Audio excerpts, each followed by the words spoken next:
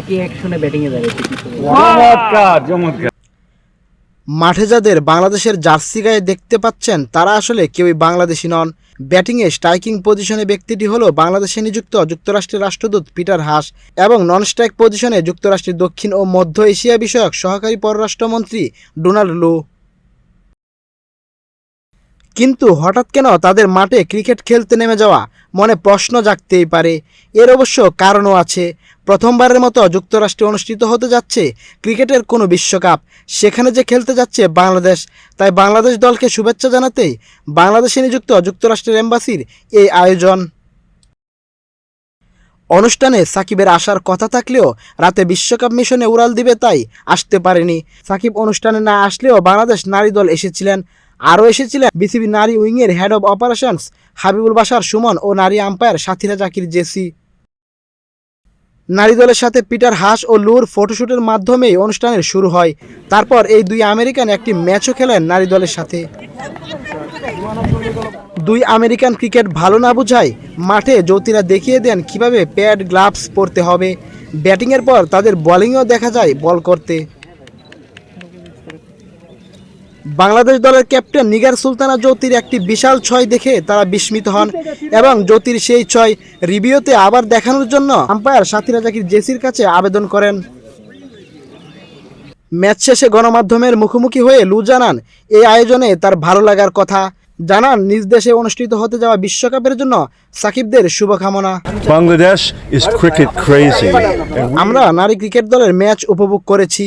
বাংলাদেশের জনগণ ক্রিকেট পাগল। যুক্তরাষ্ট্রে হতে যাওয়া বিশ্বকাপে অংশ নিচ্ছে বাংলাদেশ। আমি তাদের শুভকামনা জানাই।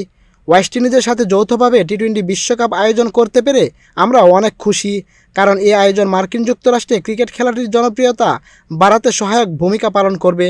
আজকের প্রীতি ম্যাচে আম্পায়ার ছিলেন সাথীরা জাকির জেসি। এই ম্যাচ পরিচালনা করেছে, এটি আমাদের জন্য আনন্দের।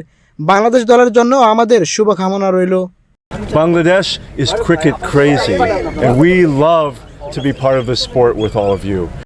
তারপর যুক্তরাষ্ট্রে বিশ্বকাপ খেলতে যাওয়া বাংলাদেশ টিম নিয়ে কথা বলেন হাবিবুল বাশার সুমন।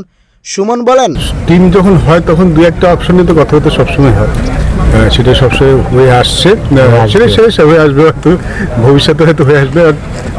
আমার মনে হয় যে once the team is being done, আমার মনে হয় সেটাই বেস্ট টিম মনে করি।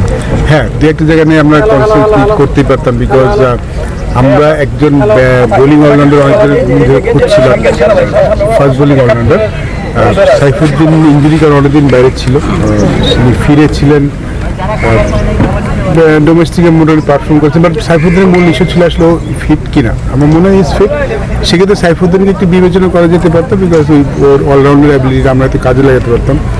হয়তো এই জিম সিরিজে ওর ব্যাটিংটা আমরা একটু দেখতে পারতাম, সেই সুযোগটা ছিল, কিন্তু একটু আগে ব্যাটিং নেই, কারণ আমাদের আসলে খুব বেশি বোলার নেই যারা ব্যাটিং করতে পারে, ব্যাটিং এই ফর্মেট, সাদা বলের ফর্মেটে। তো সেই অপশনটা আমরা অবশ্যই দেখতে পারতাম ডেফিনেটলি, বাট সিলেক্টর যেটা চিন্তা করেছে তাদের হয়তো নিশ্চয়ই কোনো যুক্তি আছে, তাদের কাছে নিশ্চয়ই সেই রিজনটা আছে। তো আমার মনে হয় যে যখন once team is being done, আমাদের মনে হয় এটা আমাদের বাংলাদেশ ওয়ার্ল্ড কাপ টিম এবং আমাদের সবাই এই দলটাকে সাপোর্ট করে।